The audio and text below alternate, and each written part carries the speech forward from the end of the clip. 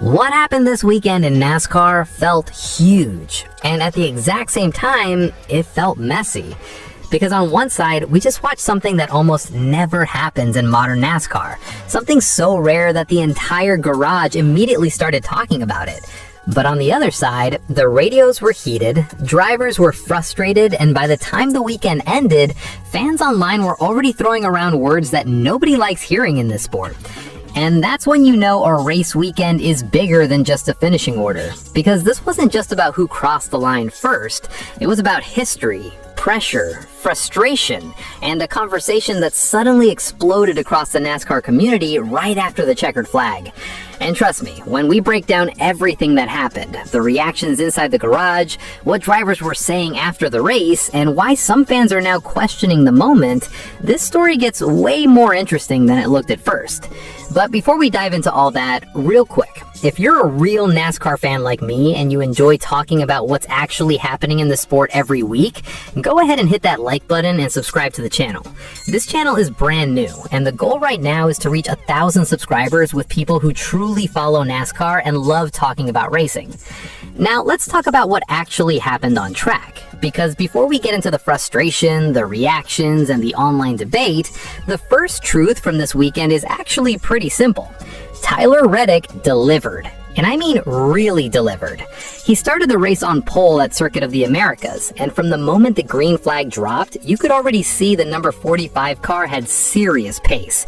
Throughout the race, he controlled the rhythm, stayed clean through the chaos that usually happens at COTA, and when everything finally settled late in the race, he pulled away when it mattered the most. Reddick ended up leading 58 laps, which was the most of anyone in the race. And when the checkered flag came out, he beat Shane Van Gisbergen by 3.944 seconds. Now, that number matters a lot, because Shane Van Gisbergen came into this race as the absolute benchmark on road courses. The guy had won 5 straight NASCAR Cup Series road course races, and he was chasing something historic himself. The chance to tie Jeff Gordon's record of 6 straight road course wins.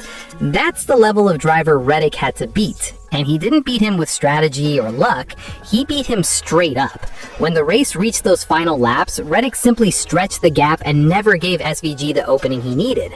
No mistake, no late dive, nothing. Just pure speed and execution. And because of that, Tyler Reddick officially became the first driver in NASCAR Cup Series history to win the first 3 races of the season. Not tied, not matched, the only one. Think about that for a second. Daytona 500, Atlanta Motor Speedway, and now Circuit of the Americas. 3 completely different tracks, 3 totally different styles of racing. Super Speedway chaos at Daytona, pack racing at Atlanta, and a technical road course in Austin, and Reddick and the number 45 team answered all 3. That's not just a hot start. That's the kind of start that changes the tone of an entire championship before the season even really gets rolling. And actually, if you're a Tyler Reddick fan after what we just saw, there's something pretty cool I want to show you real quick. This is the official 2311 Racing Daytona 500 champion shirt, celebrating Reddick's incredible moment. It's a limited edition piece, and honestly, it looks awesome with the number 45 car design on it. If you want to grab one for yourself, I dropped the link right below the video. And you could hear in Reddick's voice after the win that he understood exactly how hard that final step was. Speaking to Fox after the win, he talked about those final laps and said he was just trying to remember everything that would matter at the end and minimize mistakes, because when you're racing someone like Shane Van Gisbergen, you know one thing for sure. That guy almost never makes mistakes.